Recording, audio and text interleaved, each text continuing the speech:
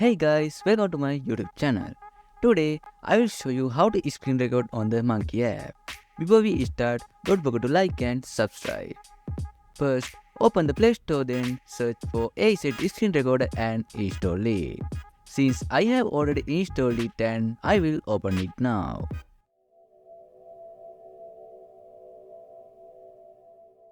Make sure to allow any pop-up permissions and grant storage access when prompted. Next, go to the settings and you can adjust things like resolution, video quality and frame rate. You must mute your mic in AZ Screen Recorder because to capture the audio from the Monkey app, you will need an external mic. Turn your phone's volume all the way up and record the audio using another device, like a phone or microphone. Once you have recorded everything, you can cease the audio and video with the video editor. Now, open the Monkey app and I will switch my screen recorder to AZ Screen Recorder. As you can see, it's captured the Monkey app perfectly without any issues.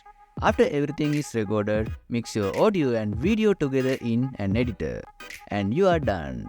Thanks for watching and I hope this video helps you out. So don't forget to like and subscribe for more content.